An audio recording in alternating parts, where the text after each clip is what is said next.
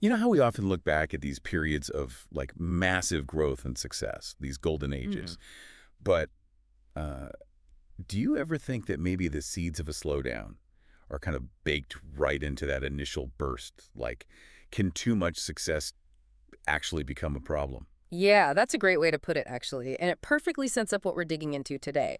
We're jumping back into Japan's idol warring states period, specifically focusing between 2017 and 2019. The author Hidekki, in phase three of his live idol revolutionary history, he really nails this down as the time when that boom hit its completion and limitations. Right. Okay. Let's So say. for anyone who joined us last time, we covered that initial explosion, right? The start of the live idol or underground idol scene around 2012. It was just this incredible time, new groups popping up everywhere, loads of creativity, really passionate fans. Just a real hotbed.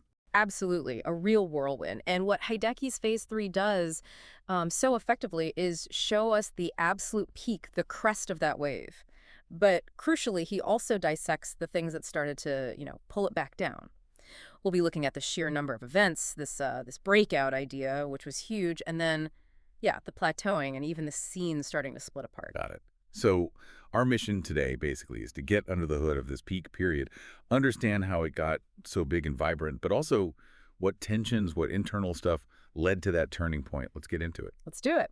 So, one of the first things Hideki really hammers home about this 2017-2019 window is just the density of idol events. I mean, it sounds like you almost couldn't avoid them. The scene Yeah. was just saturated. Yeah, he paints this picture of almost nonstop activity. Live houses, clubs, just packed with idol shows nearly every single day. And then you have the big ones, the major summer festivals really cementing their place. Hmm.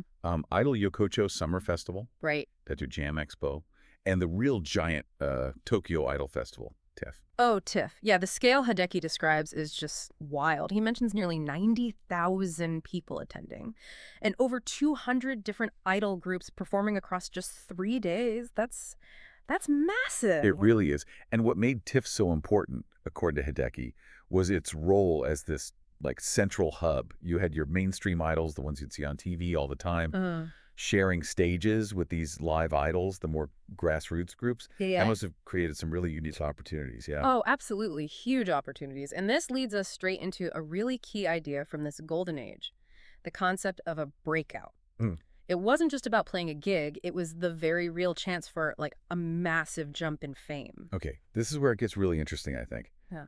Hideki talks about this possibility in idol group, maybe pretty unknown, maybe local, Hmm. could give one amazing performance at TIFF and suddenly, boom, they're on the national radar, almost like striking gold. Did that actually happen much?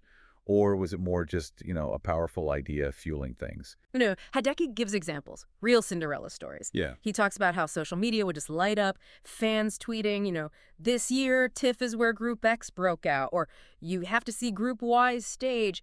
It created this incredible buzz, this feeling that anything was possible. Wow, you can almost feel that energy. It Yeah. sounds like it created what Hideki calls a virtuous cycle. Hmm. You got all this talent converging, right? Unique groups pushing each other, inspiring each other, Yeah. and then always new challengers trying to get noticed. That kind of pressure cooker environment, it often sparks real innovation, doesn't it? It really does. The success pulls in more talent, more investment, better acts, more fans. It feeds itself. Classic virtuous cycle. But like we said at the start, maybe that success carried its own problems. Exactly. Hideki argues that the very uniqueness of those first pioneering groups, the ones who really kicked things off, that ironically opened the door for a wave of imitators. Okay, let's unpack that a bit. Eh, So the original groups get popular, and then others start copying their style, their sound. Pretty much. Is that always how it goes, though? Does success always lead to just copies? Or can Yeah. scenes keep innovating? Well, it's a fine line, isn't it? Imitation can be flattery, sure.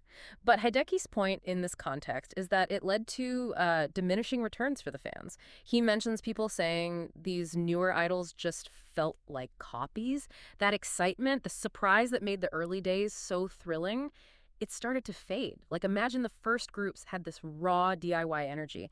The copies might get the look right, but maybe not the actual spirit. It just doesn't hit the same. Yeah, that makes total sense. If everything starts feeling a bit samey, that thrill of discovery just isn't there anymore. Precisely. And Hideki points to a drop off in genuinely groundbreaking attempts, the pace of truly new, unexpected ideas emerging. It started to slow down, the market got crowded with similar stuff, and each new group maybe generated a little less buzz than the last. And this wasn't just outsiders looking in, right?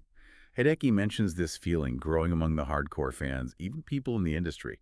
Like, yeah, the scene's busy, it's bustling, but I'm just not as excited as I used to be.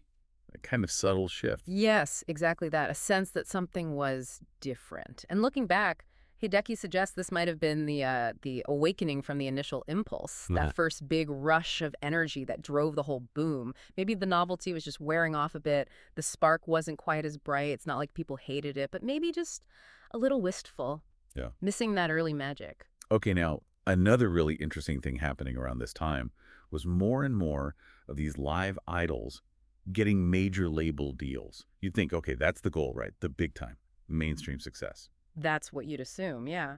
But Hideki points out something pretty surprising. Very few of those major deals actually led to huge mainstream breakthroughs. In fact, he observes that groups who were massive on the indie scene often seem to, well, lose steam after signing major. Hmm. Really? That seems counterintuitive. Why? What was the disconnect there? Were they just not ready for the big leagues, maybe? It's complex, but Hideki really focuses on the big cultural and value differences between the live idol world and the major label machine. Even when everyone tried to make it work, find compromises, the basic business rules and goals were just fundamentally different, often miles apart. How so? Like, what kind of differences? Well, think about the indie scene. It thrives on that direct fan connection, right? Quick feedback, maybe smaller venues, more interaction. Major labels often have longer timelines, bigger marketing plans, broader audiences to consider. It can dilute that specific thing that made the group special in the first place. Ah, okay. So it wasn't just about music style. It was the whole way of operating. Hmm. The expectations, the processes. Exactly. Hideki mentions it happening again and again, the idols, management, and the label just feeling out of sync. He calls it this painful gap between dreams and reality. The energy, the fan connection that worked so well independently, it just didn't always translate smoothly into that more corporate, structured, major label world. Right. And while that's happening, Hideki also talks about something else going on within the live scene itself, scene fragmentation. Yeah. It sounds like that initial unity, that feeling of one big scene, was starting to break down. It was. Hideki contrasts the early 2010s, where rock-influenced idols were maybe more dominant, Right. with the later part of the decade where sparkly idols became much more prominent. And these weren't just like slight variations. Explain that difference a bit more. Rock influence versus sparkly. So the rock-influenced groups, as Hideki describes them, often focused on strong musicality, maybe a heavier sound, more energy, perhaps live instruments sometimes, edgier maybe, whereas the sparkly idols might have come more from modeling or scouting backgrounds, more emphasis on the visual, polished pop sounds, intricate choreography, elaborate costumes, maybe closer to mainstream pop aesthetics. Gotcha. Different origins, different sounds. Hmm. And I bet different fans, too. Definitely. Different fan bases started to form around these styles, and Hideki notes this started showing up in the events themselves. The chances for fans of, say, a rock group to stumble upon and get into a sparkly group at the same show, those chances started getting smaller. The lineups became more segregated. So instead of one big melting pot, you start getting these almost separate scenes running in parallel. That's exactly it. Hideki basically says each sector started chasing its own success, its own audience, and that original unity, that kind of chaotic energy from the early days, it started to fade. He even gets a bit nostalgic, writing something like, "Those days will never come again." Wow. So putting it all together, Mm. you've got the imitation leading to stagnation, Hmm. the major label struggles, and then the scene itself splitting apart. Mm-hmm. It really does sound like a confluence of factors leading to a major shift. It was, and Hideki wraps it up pretty neatly. Thus, the idol warring states period quietly came to an end. No big crash, no single event, just a gradual shift, a settling. And looking ahead, he's already setting up our next deep dive, isn't he? Yeah. Phase 4, the unprecedented trials of the COVID era. Yeah. And the brutal survival idols faced from 2020 to 2022.